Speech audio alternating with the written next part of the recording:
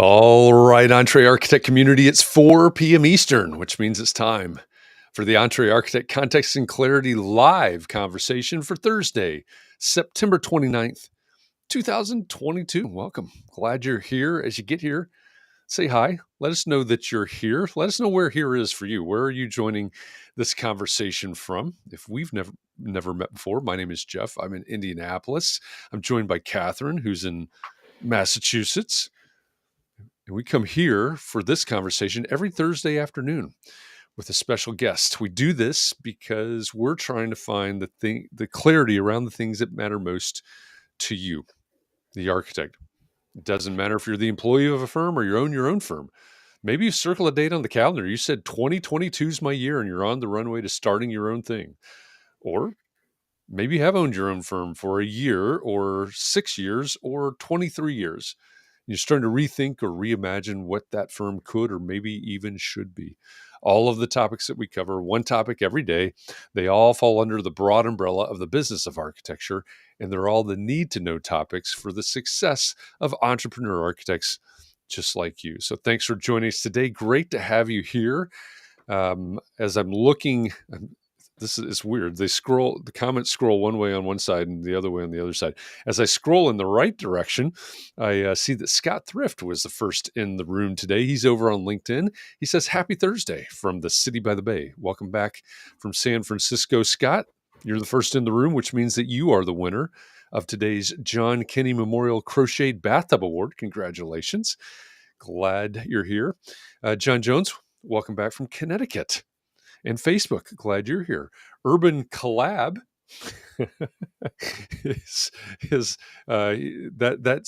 that's the I think that's our official fan club over on Twitch. He says, "What's up, Evan?" And Chris Novelli, welcome back from Massachusetts. Let's see, Jessica, thanks for joining us from Los Angeles. Almost Friday, yes, almost Friday. I said Urban Collab. I should say Kurt. Kurt says that he's missed all week and he feels less than Entree. That's okay. That's all right. You came for the best conversation of the week. Glad that you're here, Kurt, and thanks for heading up the fan club over on Twitch. Jessica from Los Angeles. It's almost Friday. It's really almost Friday. If Audrey joins us today from Australia, then we can officially call it Friday because it will be. Mark LePage, welcome back from the road. Glad you're here. John says, check Architects and Allies. I was first there before it came on to Entree Architect. I don't, maybe we should have awards per platform, but we don't. So, but thanks for being the first in from the Architects and Allies Facebook group. Bob, welcome from Rockland, California. Milo, probably Milo. butchered that. Milo. Oh no. I don't know. I'm gonna say Milo. Let me know in the comments how to pronounce your name, and apologies in advance because I'm sure I butchered that. Glad you're joining us today. Chad, welcome back. I think you got it right. ATL. You think so? I think so. Hopefully. We'll see. Let's see. Chad says he just got his new assignment.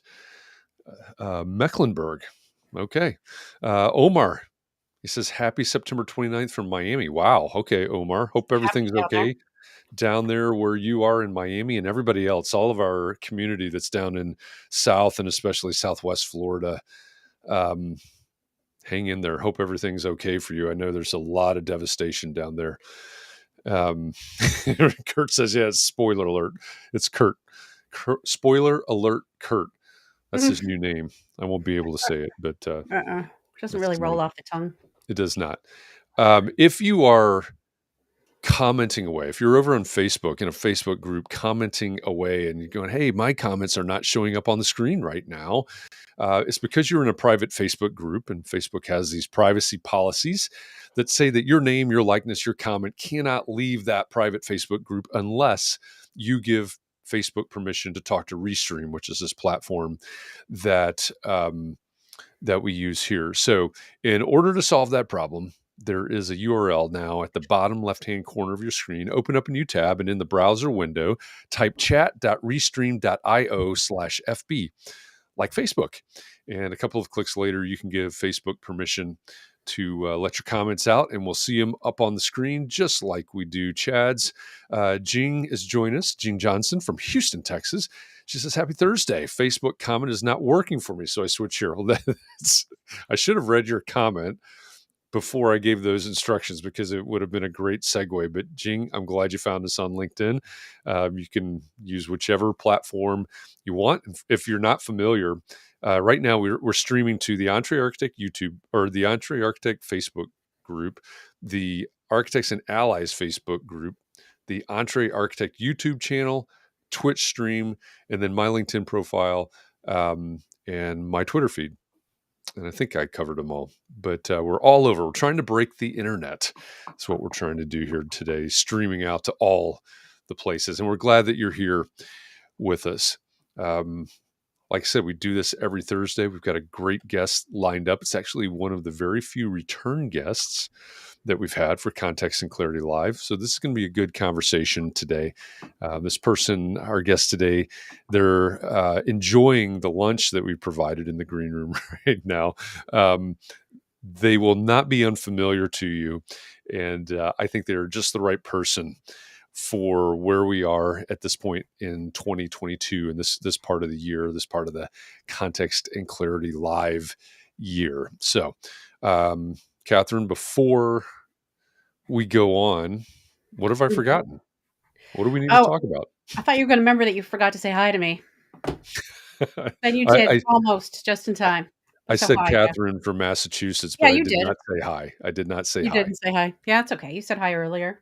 Hi, Katharine. Do you have new lighting? Hi, Jeff. Yeah, I do. Thank you for noticing. Yeah. Thank you for noticing. You know what? I was just thinking about how, you say 2022's your year. Yeah. Maybe March. Or you also said 2021's your year and 2020 is your year. And then pretty soon you're going to say 2023 is your year. We just keep going with this thing. Yeah, we'll run a contest. Which year was the year? Which year was the year, and how long will it take me to remember 2023? Is it going to be in January, or is it going to be in February, or is it going to be in... I think you'll remember right away. I just wonder, sometimes you don't know it was the year until you go past it for some. Yeah. So I'm just interested. I think, that's a good point. 2022 was my year, 21 or whatever. Right. Yeah. Anyway. Excellent. That's all I have to say. All right. Chucktown Sean says they're battening down the hatches in windy Chucktown. Be safe. Definitely prepare. I was talking to Katharine before we went live. The place that we have vacationed for nearly a decade at this point is essentially wiped off the map and not accessible from the mainland. Right now. It destroyed part of the causeway to get there. So this is a wicked storm. So be safe out there. And Wendy Brown, welcome back from Western Massachusetts. Glad you're here with us today as well. And anybody else, as you come in, say hi. Even if you're just listening in, if you're just planning to listen along, that's fine. Or if you're multitasking right now, that's fine. At least say hi. Let us know that you're here for the conversation, and we'll try to acknowledge you. And we're going to introduce our guest and get into this conversation here because it's, like I said, it's going to be a good one. So our guest today is an architect, an author, a host, and I'd say a futurist, a technologist, definitely. He's gone from working in the profession of architecture to working on the profession. We're going to talk about that today. He's the host of the podcast Troxel, which is TRXL, a co-host of the podcast Archispeak, and the architectural community director at TECT, or the TECT app. Evan Troxel, welcome back to Context and Clarity Live. Thanks for having me. It's good to be a boomerang. It's great to have boomerangs. Boomerang. Yeah. Okay. It's, when you and I were communicating sort of leading up to today, we talked about the fact that over the course of this year, especially in the early parts of this year, we focused pretty heavily on some technology and some high tech, whether it's tools or realities or whatever. We talked about the metaverse, and we talked about metaverse related things like crypto and NFTs, and of course AI and generative design tools and things like that. When I reached out to you and I said, hey, we need to we need to wrap up these conversations about tech, because I know that we had a great conversation with Matias Del Campo last week about ethics and AI. But after every one of these conversations, there's still the question. It's like, okay, AI, generative design, whatever. What does this have to do with me? What does this have to do with my practice? That's not like a Gensler size or some 3-letter acronym firm size firm. What really matters in terms of technology for the entrepreneur architect? And I think also, as we've touched on a little bit as well, as we look at the profession as a whole, what matters when it comes to the tools that we have available, and I think displaying and arguing for the value of the architect. I think that has to be part of the conversation as well. But to wrap it back around, I think this is the perfect time to talk about what really matters in tech for architects, and especially smaller or entrepreneur architects. Yeah, and just to build a little bit of even more context around that, I've been on a little bit of a speaking circuit, and I was in Kansas a couple of weeks ago at the AIA's annual meeting there, AIA Kansas, and it was first time they'd been back together in a few years, right? Yep. And they had just celebrated their 100th year as an organization. So their question was, what's the next 100 years going to look like? And they had invited me to I said, what's the next 5 years look like? Can we even think beyond the typical timeline of a project, right? I don't necessarily think that architects do step back to look at the longer picture profession-wide, let alone their business, right? It's kind of like heads down, crank on the latest project, make sure there's another one or two or three in the pipeline. And that is what drives us every day. And so obviously there's a lot of technology and stuff out there that can help. But just like no one asked you what school you went to when you go to work for a firm, or they don't ask you what tools you necessarily use either, So I think and we see this all throughout, especially small and mid-sized firms, like to each their own, right? And because there is no kind of organization level profession wide that's really helping. Obviously, EntreArchitect is helping in that way on some level. The AI helps at some level on that, but for the most part, it's kind of the Wild West. And even in firms, large firms, I would say, that's where a lot of my experience is coming from. It's the Wild West between project teams. And then I spoke at an AIA large firm roundtable group in San Diego. And this group was made up of CFOs, so chief financial officers for the large firms in the US, right? And large firms are a small percentage of firms. It's something like 5.6% or something like that of all firms in the US. And that means 50 or more people. But they are responsible for the most revenue that generated from our industry. So it was interesting as a counterpoint to giving a talk, a presentation to a group of architects. There was no firm size associated to that. It was, Kansas firms. And then to speak to large firms, but to speak to CFOs in large firms who have a very different day-to-day than an architect, right? They were way more into it than the architects were. Way more engaged. And so to your point, like there's a lot of stuff going on, right, in the world of technology, in the world of architecture, in the world of construction technology, prop tech. There's all these kind of different silos or pieces to the building industry puzzle when it comes to technology. And at some level, like it's totally overwhelming, right? It's just digital overload, digital fatigue is probably a better way to say it. It's like, really, another app, and then here I am, I work at a tech company, but our focus, and I think the thing that when it's like, what can people use today? Like, how can we boil this down to the most potent, useful thing right now It's really about the people and the wisdom that is in those people, the experience. And that's my goal at TECT, is to unlock that between design professionals like architects and interior designers and landscape architects and engineers and the people who make every single thing that goes into our buildings. They both have an incredible amount of wisdom, and we architects kind of avoid them as much as possible, unless we know a few good ones, right? So, and you're talking product reps, right? Product reps, right? Because there's a lot of baggage there. There's a lot of bad experiences there, for sure. Not denying that at all. Well, there's oatmeal raisin cookies. There's croissants sometimes, and there's free lunches. But the dilemma for both sides is very real. There's a very different dilemma for each one. How do we find what we're looking for when we need it, no matter what phase of design we're in? I don't care what tool I'm using, right? It doesn't matter if I'm sketching or if I'm in BIM or if I'm using generative. Like, I need information to make my thing a reality. Mm-hmm. On their side, how do they engage with us in a productive way that leads eventually to a possible sale, right? Because that's what they do. They make stuff that our buildings are made out of.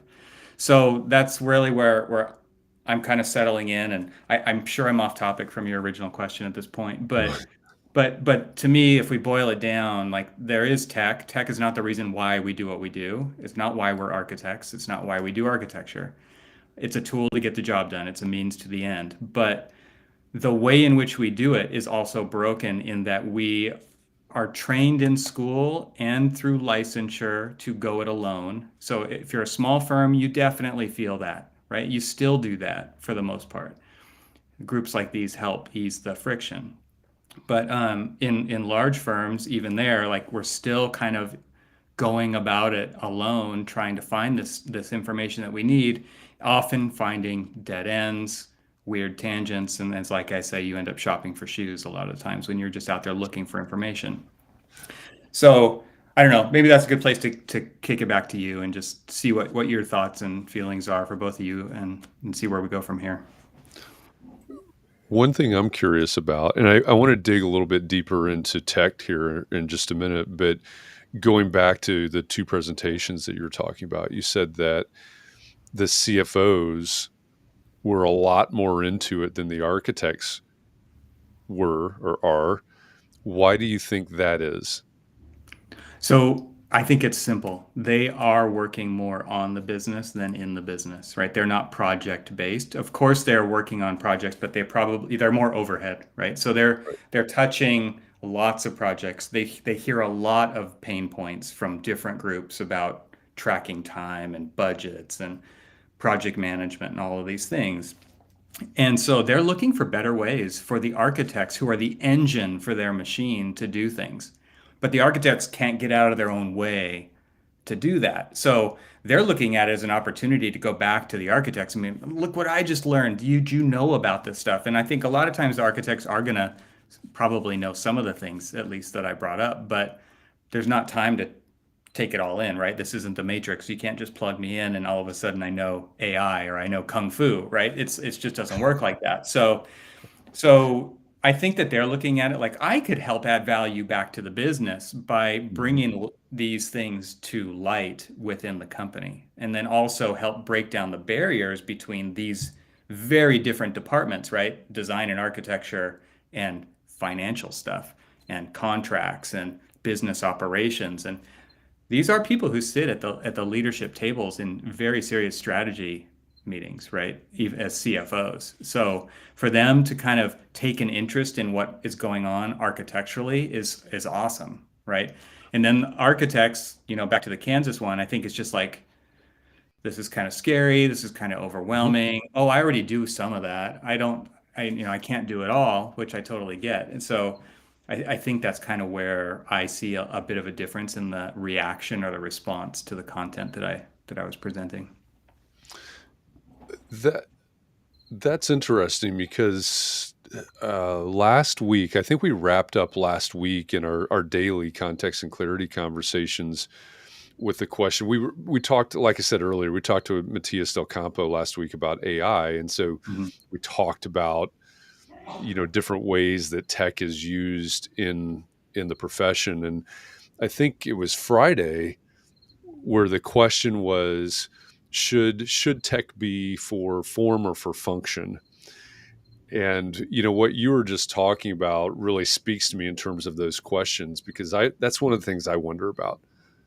If as we try to make progress, as we try to push the profession forward, there's lots of shiny objects out there. You know that a lot better than I do. But we could have this AI generating. I had Neil Leach. I don't know if you're familiar with Neil Leach, but he's spoken to my my pro practice class before, and he demonstrates. I think it's part of the machine hallucination program, but they've got this AI that is only fed.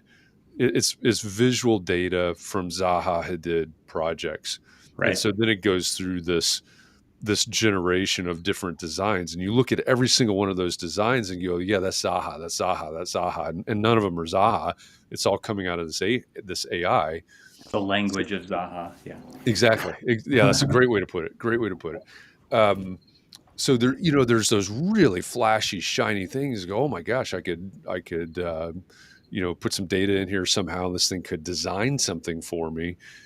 But on the other side, I think in terms of the profession, this is my own personal feeling. I think in terms of the profession, pushing it forward and demonstrating value, to me, is closer to something like we talked to Clifton Harness a couple of weeks ago, who I know you know. If we can make the developer, in that particular project type that Right.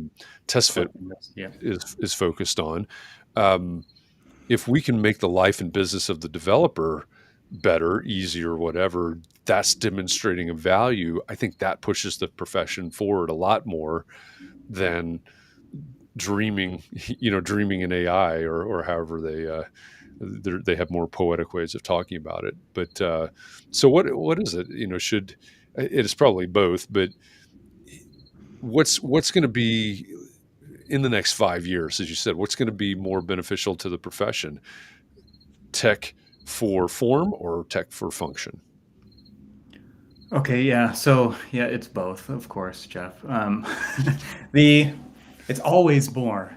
Everybody needs to always do more. Tech for function is the place it needs to be applied so that we can spend our times doing more meaningful things.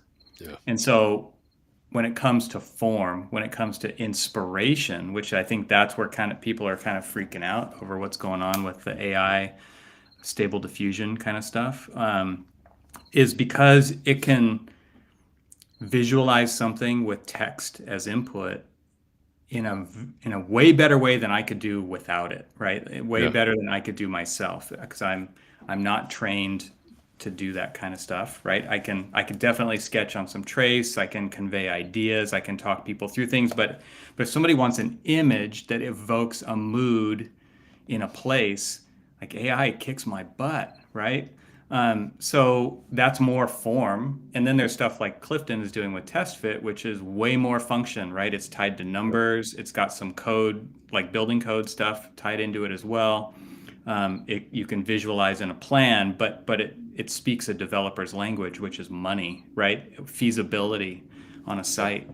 So I saw an interesting quote on LinkedIn by a guest that I've had on my podcast, Theodoros Galanos.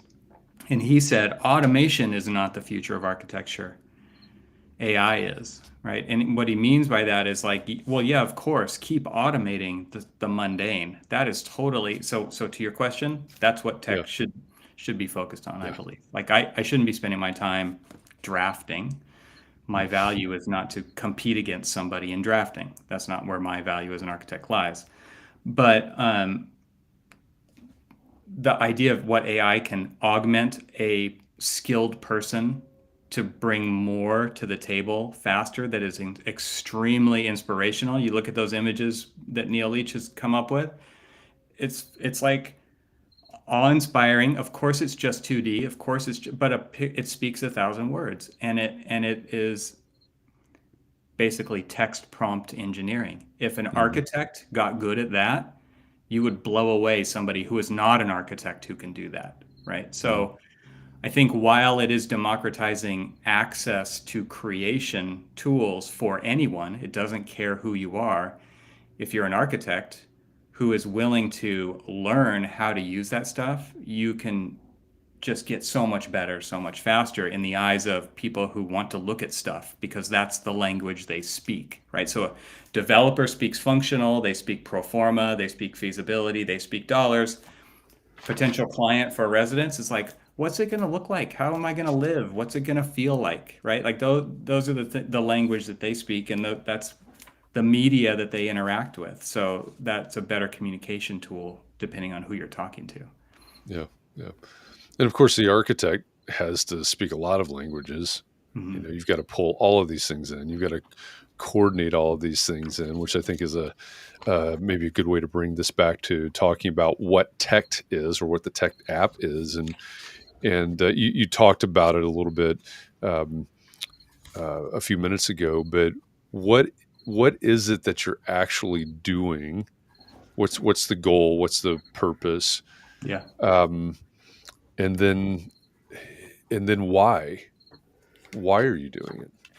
So I'll just preamble. If you want to hear my colleague talk about it in depth on the Entree Architect podcast, that episode was pretty recent. So you can hear more about it if this is at all interesting to you. I think it is interesting. It should be interesting to every architect who specifies any product on any project, and which is basically every project, right? So the idea is that our goal is to connect people to people. And why? Because I can get more out of a 20-minute conversation from a person who has experience and wisdom in a product category that I don't know very much about as an architect. And you might think you know a lot about curtain wall or doors or door hardware. I guarantee you they know a lot more, right? And the reason they know a lot more is because they're keeping an eye on what's happening with the code, what's happening with energy like they do that in their category specifically. So they do know more than we do. And in that 20 minutes, I can get way more than if I go on to what everybody does. We go on to Google. We either do two things. We do one of two things. We either use the thing we've always used, right? That's I already spent the time. I already have a spec. I already have the detail. But there's always stuff on a project that is new and different to us, right? It might not be new in the world. It might just be new to us, right? So if I'm going to go look for that, how do I find it? How do I even know where to look? What are the right questions to ask about this product category? What can you tell me if I'm in DD that's going to be different than if I'm in, I don't know, feasibility? Like, and I just want to see if this is even an option in my region to do this, right? So those are two very different conversations. Our goal is to connect a design professional directly with an expert, and it can be regionally or locally based as well. So that's typically kind of an opaque part to design professionals. If I wanted to specify windows in Southern California, it's probably a different conversation than if I was doing something in Florida, right?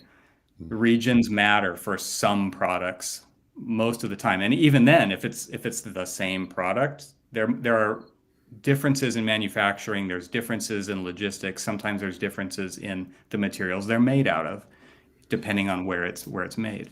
So we don't know any of that stuff as architects, right? And so our goal is to like get you to answers faster. How we do that? We just match you up with a real person. So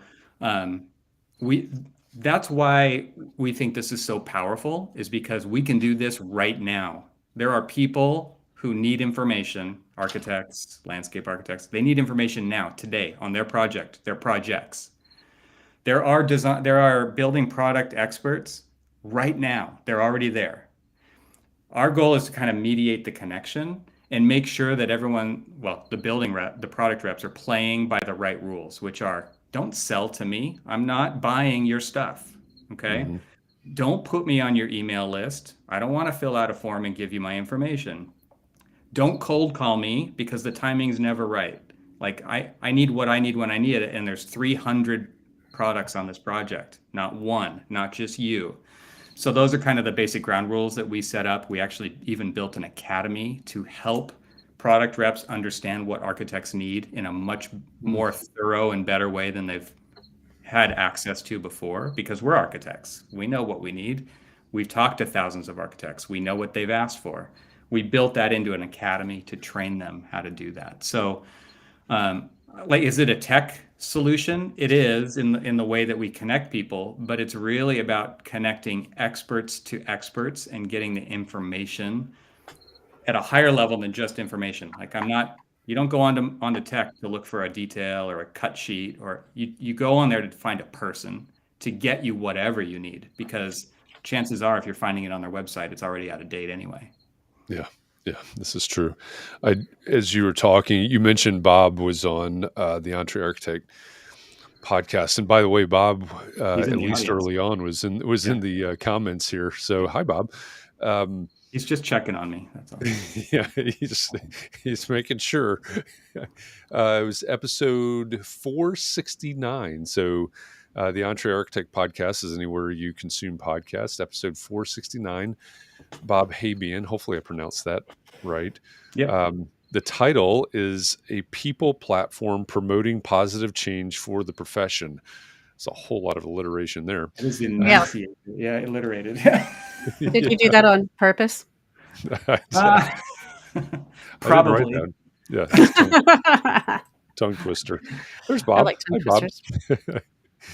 And but Bob and Evan and others had a nice presence at the AA National Conference on Architecture in Chicago this year. So it was great to hang out with you guys there as well.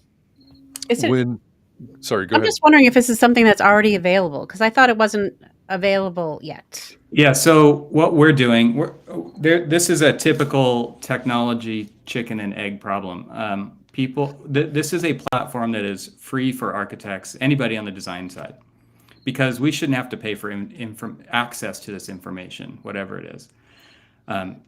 Because again, it just needs to get into the project so that it can get built, right? And so this is something that just to be totally upfront about it.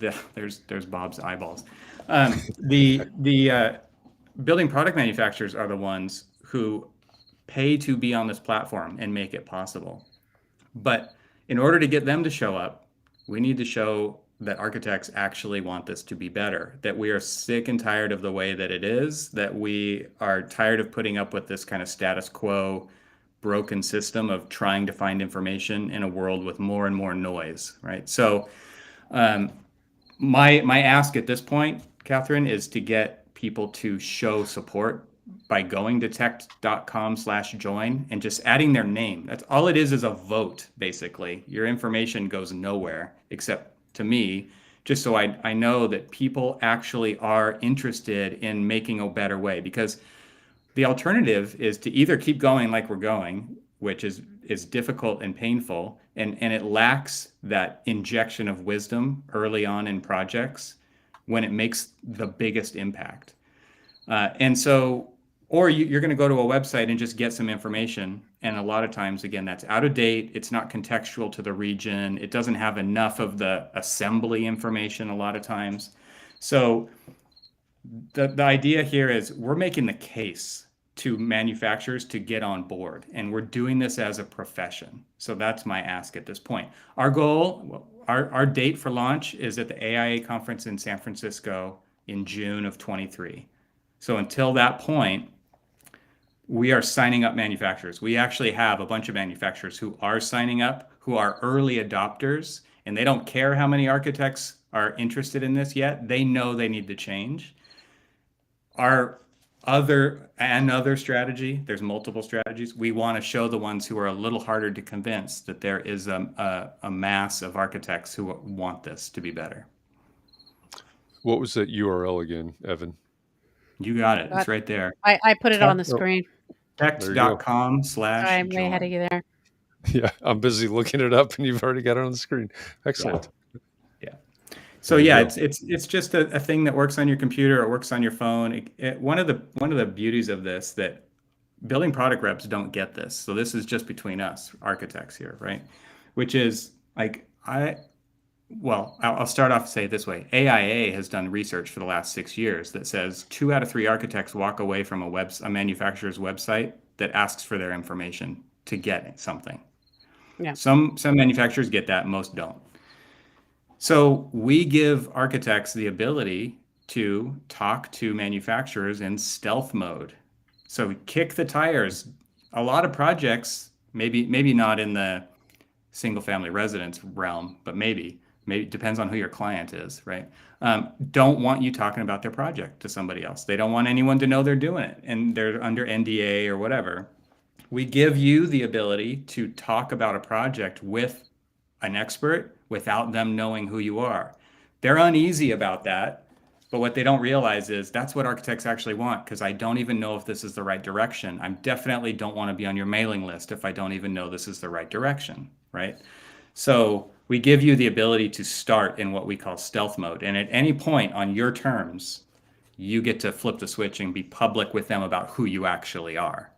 And that is the start of a relationship. That's a really great thing. And that's our goal, is to build relationships, because they're getting you what you need. And you build up the comfort to say, you know what, cool. I'm actually okay with you knowing who I am, and maybe even what the project is at this point. And you get to decide when that happens on your terms.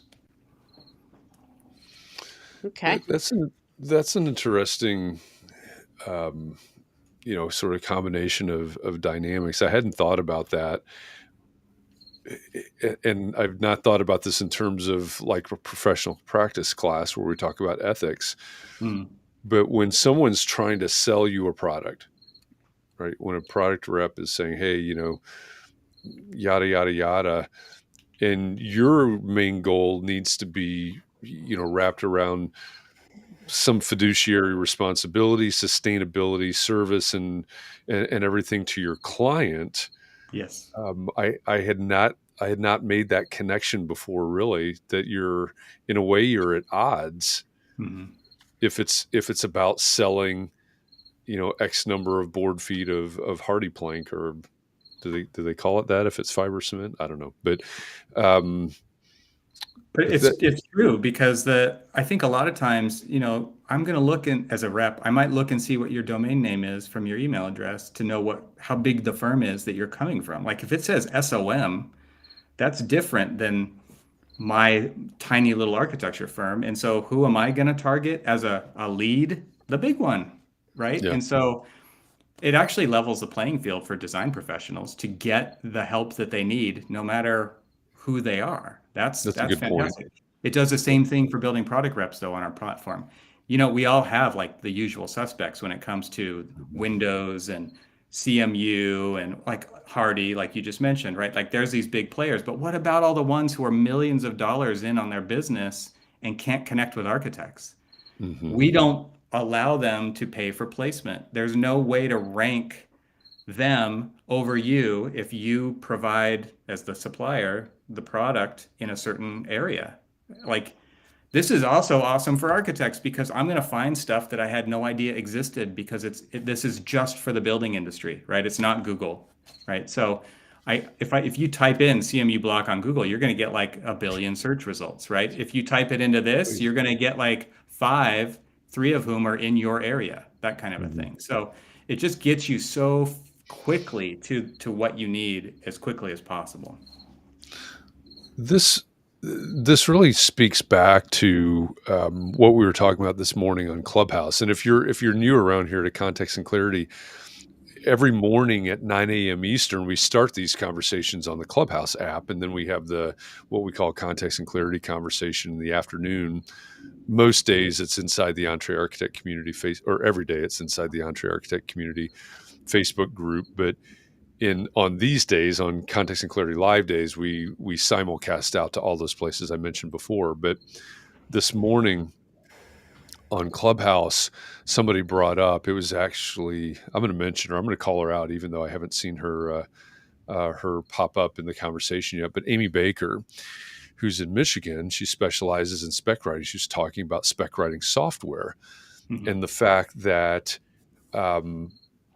whatever, I don't know, she even mentioned a specific software, but it was one of the big ones, right? It was one of the major players in the market, that as she was talking to them and asking them about, well, what about smaller firms that do their specs on their sheets rather than a 3-part in a book and so on and so forth.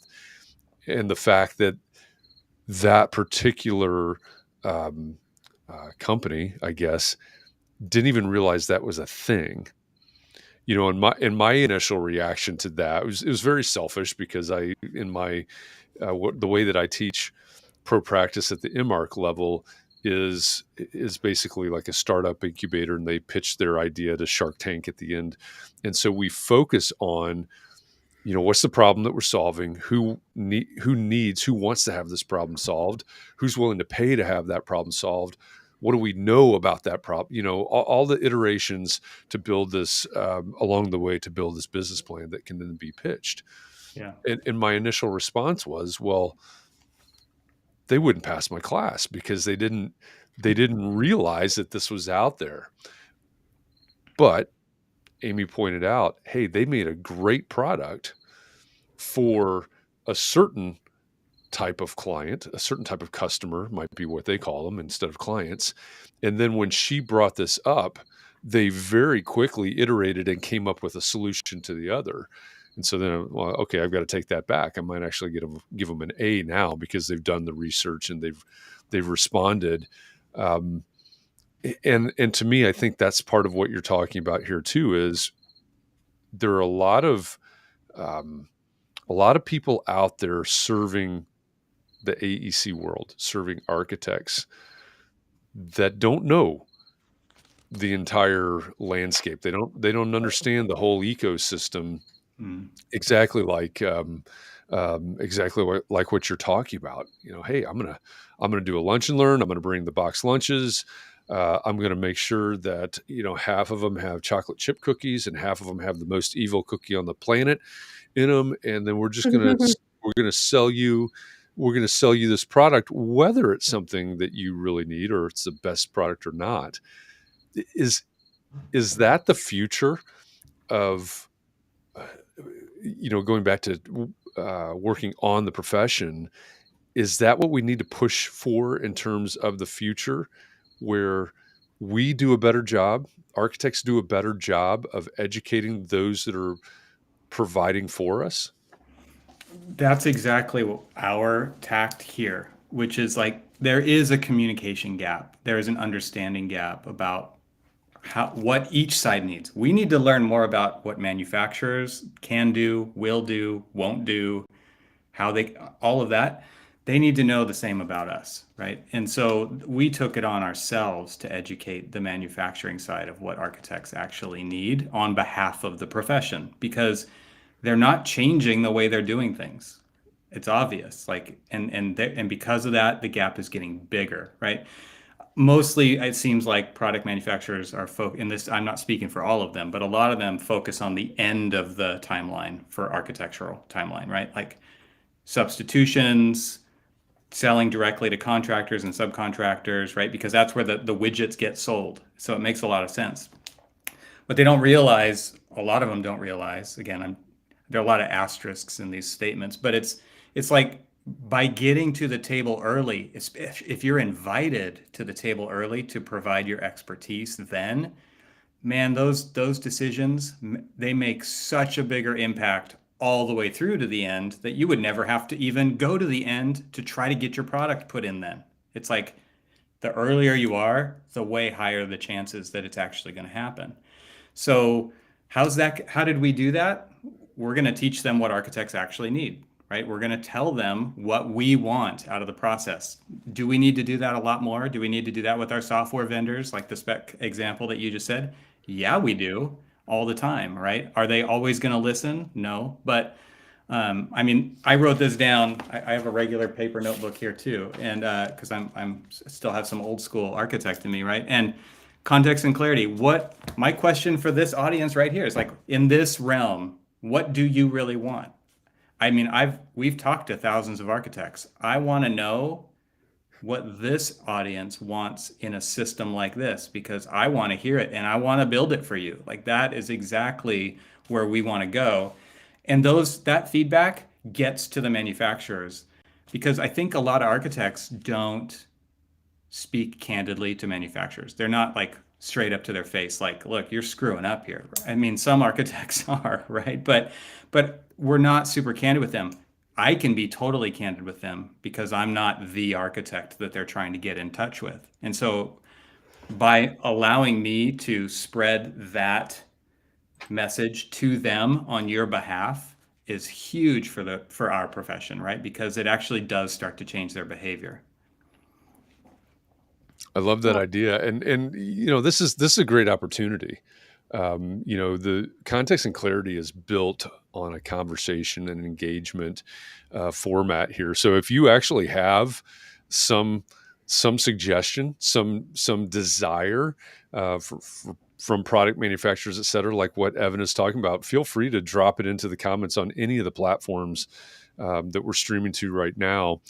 And of course, you can reach out to Evan and the rest of the team over at TECT App. We'll give you some contact information here towards the end of the conversation. But I love where that's going. You said something at the beginning or towards the beginning when you were talking about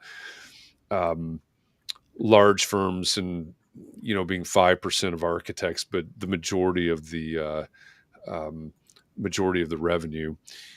And we actually talked about that in my class Tuesday night.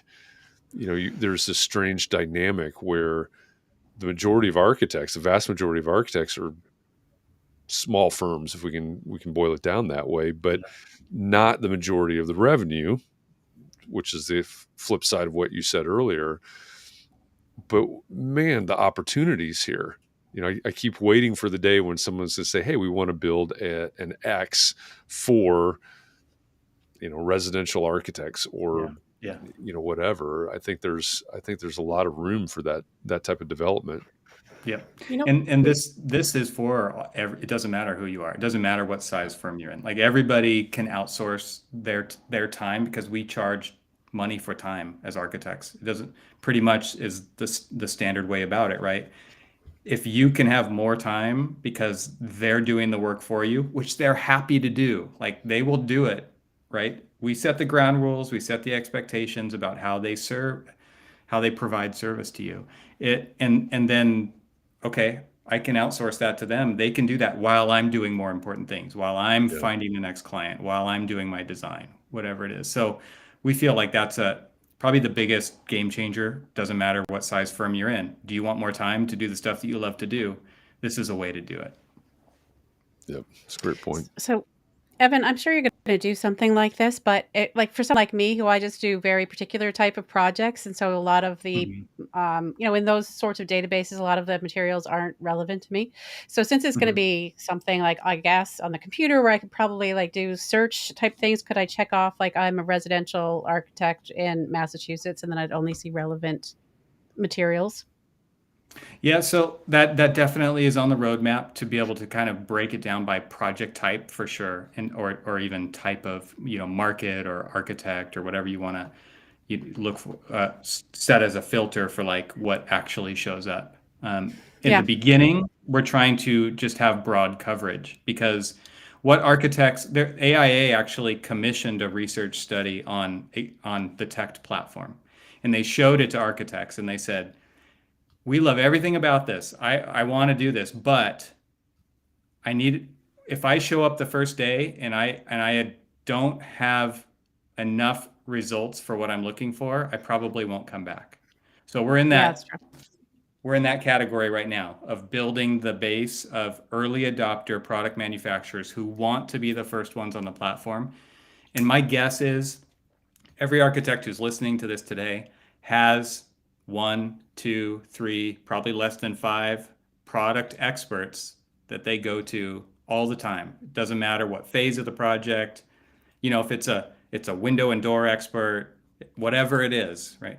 Thanks, Pamela. She said she joined. The idea is like, if we share a couple as every architect out there, I will give you hundreds back because of that, right? Because if we all add a little bit, man, that's a huge mass of product manufacturers who are being referred directly from architects, and that's exciting to them, right? To know that, and I don't need to keep this product expert who's my go-to door and window person to myself. Like, I don't use them enough. That shouldn't be something that I need to hang on to and not share that wealth. And it benefits them to get more clients as well because their service is so good. That's how we raise the bar, right? Across the profession.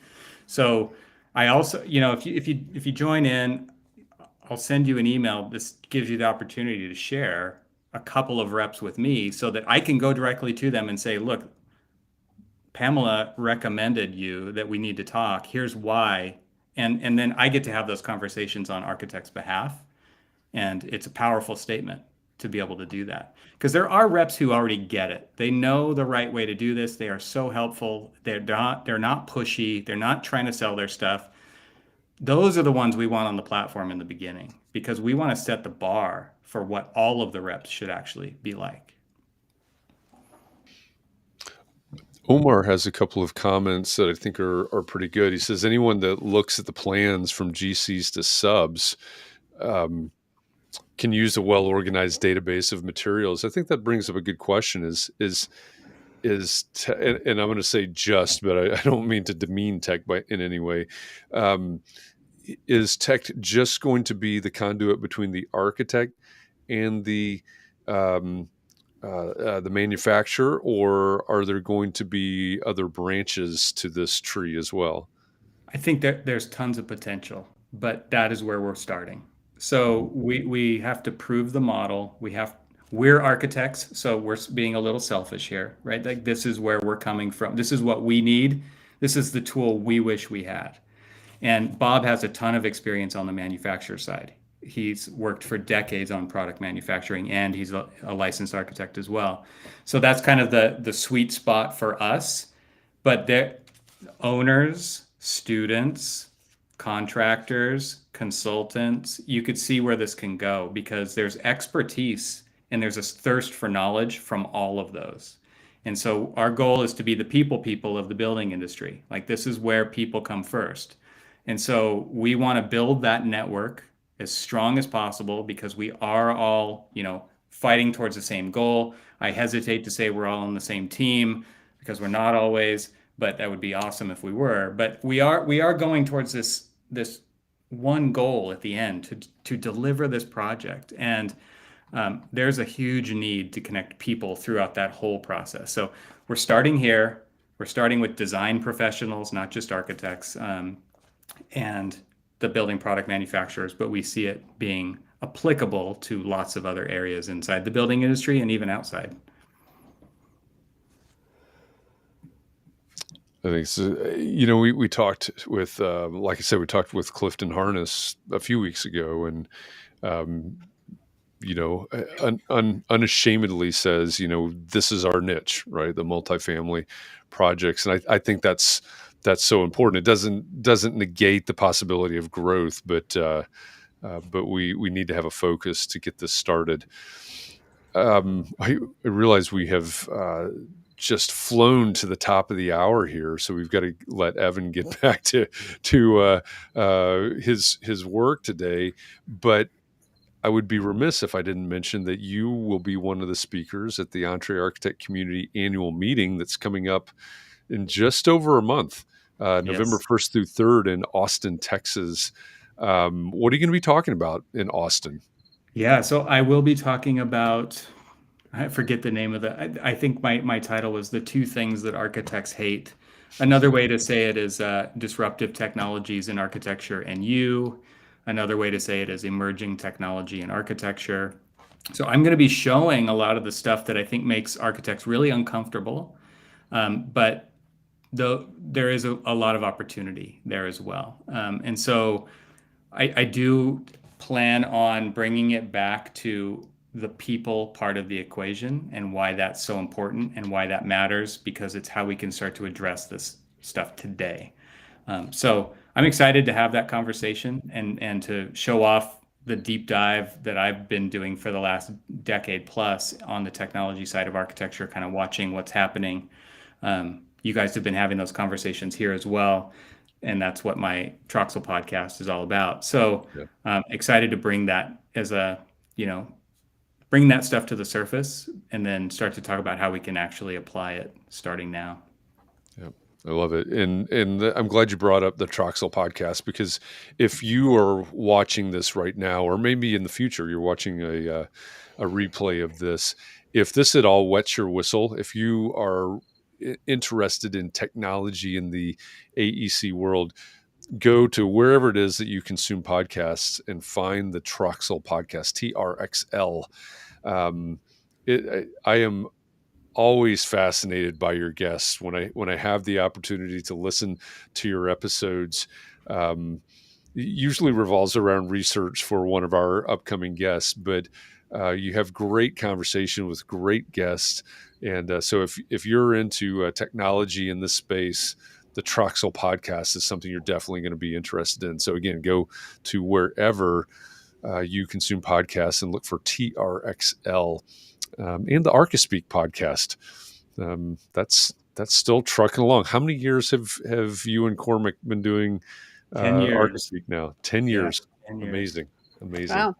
And if I could plug one more, this last February, I started the Peopleverse podcast, and that is really having conversations like the one we had today that really addresses better ways of bridging this gap between what we call supply and demand, or building product manufacturers and the design professional side. So a lot of amazing conversations from all aspects. And the goal there is to show, man, there is great information no matter what side of the table you sit on. And by having these out loud, breaking down those barriers so that we start to trust the other side just a little bit more and start to build a relationship. And there's cool people out there. I want to know who they are, right? As an architect, I want to know who they are on that side and on my side. So we're just trying to build some bridges there. Yeah, I love it. So there you go. You have 3 assignments: the Peopleverse podcast, the Troxel podcast, and the ArchiSpeak podcast. Jeez, that's a lot, Evan. A lot of podcasts. Sheesh is right. Yeah. Yeah. Well, you got to have something to do with all of your free time. And if you want to know more about our upcoming conference in Austin, Texas, it's the first ever business conference just for entrepreneur architects. Go to smallfirmconference.com. You'll find all the information on our speakers, the venue, the schedule, all of those things. And you can also register there. Smallfirmconference.com is the URL for that.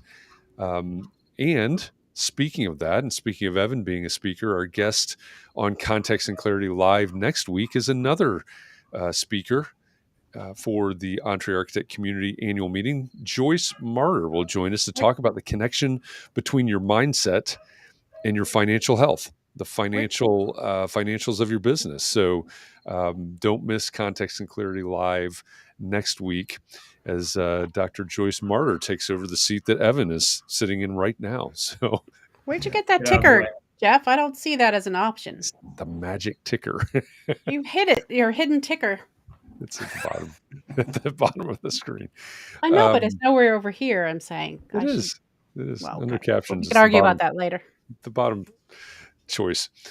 Evan, as always, thank you. You bring a lot to these conversations and a lot of experience and expertise and creative thinking. So thank you for this. Thanks for helping us wrap up a year of talking about tech here on Context and Clarity. Appreciate you.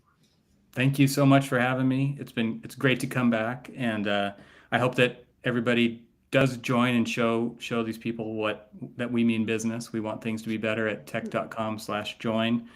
And I thank you for continuing these conversations. It's absolutely vital to the health of this profession. So kudos to you two for doing that as well. I'll see you in Austin. Yeah, absolutely. Yeah. And again, if you missed it, there's the URL. Go to tech.com/join, like Pam did, like Katharine did, as even as we were having this conversation. Yeah, I shouldn't have done it, but I had to. I felt like I had to. I was on the page, and so what can I do? It always freaks me out. It's like, wait a minute, where's she sitting right there? She's commenting right there. Yeah. It's fun. The technology that we have. Good times. All right. With that, again, thanks, Evan. Thanks, Katharine, as always, for co-hosting this with me. To you out there listening and commenting here, whether you're live now or on a replay at some point, thank you. Because if it weren't for you, if it weren't for you making context and clarity a thing, we wouldn't be having these conversations every weekday afternoon. We wouldn't be talking with Evan Troxel here on Context and Clarity Live, simulcasting out and trying to break the internet by going to as many channels as we possibly can. So thank you for this opportunity. I say this every day. Again, this is a reminder as much for me as for you, and it's especially poignant right now with some of the storms and things that are going on. But please, be well, stay safe, keep those around you safe and well. Take a little bit of time to breathe, relax, find a way to rejuvenate. We do this every day. You got to pace yourselves. And thanks for going along this journey with us. We'll see you next time, everybody. Thanks.